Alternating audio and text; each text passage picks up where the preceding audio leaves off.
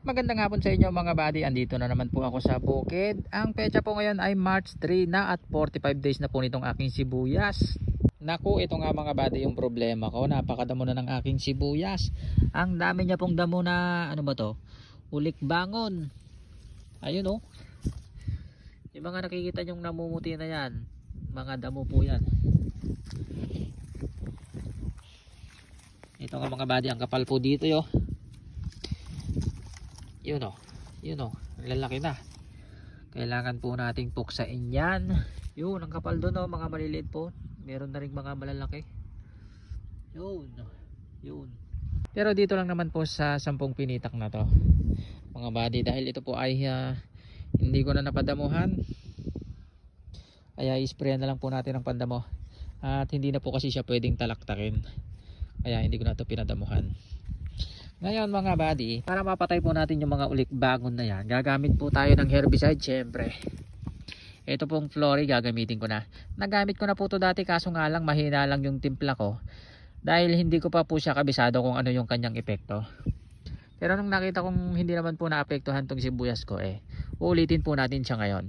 Maganda po itong pamuksa ng ulik bangon mga buddy. Ang timpla ko lang po kasi dati 15 ml lang, hininaan ko lang kasi nga po hindi ko pa kabisado. Pero ngayon mga ititimpla ko na po dito mga 25 o 30 ml. Ayan mga buddy, Flory 240 EC herbicide po siya. Pangdamong ulik bangon. Okay, i-spray na natin to mga buddy para naman masunog na yung mga ulik bangon na yan oh. Dami. Ang oras po ngayon ay mag-aalas 6 na mga buddy at lumubog na naman po ang araw. Pagkatapos ko dito mag-spray ng pandamo mga buddy, mamayang gabi mag-i-spray po kami ng pang-uod naman. Pero syempre uunahin ko po muna itong damo. Yan mga buddy, titimplahan ko na nga po siya ng Flory 240 EC. Pang herbicide po, pang damo. Bali titimplahan po natin ng 30 ml lang or 25 ml mga ganon. Huwag po natin masyadong laksan at baka naapektuhan po yung ating mga sibuyas. Ayan mga buddy, bali 25 ml kulang 30 ml. Flory 240 EC pang ulik bangon mga buddy.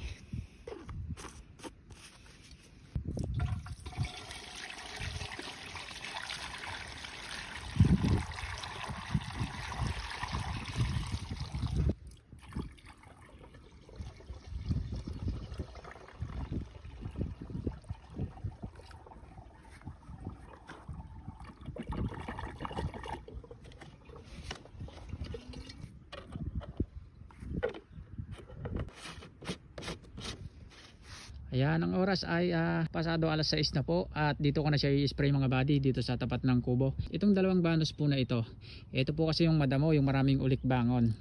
Okay, spray na po natin yan mga buddy.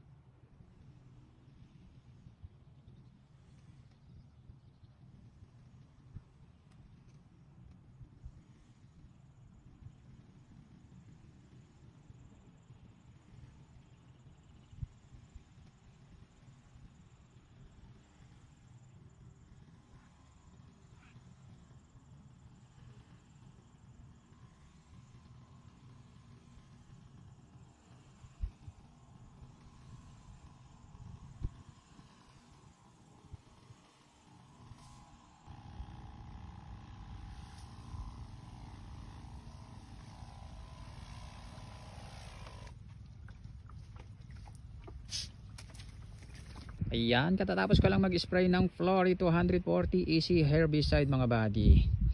Kung gusto nyo pong umorder ng pandamo na yon, pang ulik bangon, sabihin nyo lang po sa akin at order tayo ng marami kay Sir Alec Julian. Yan, mula po yan sa Sencor Company. Okay, maraming salamat. Bye bye.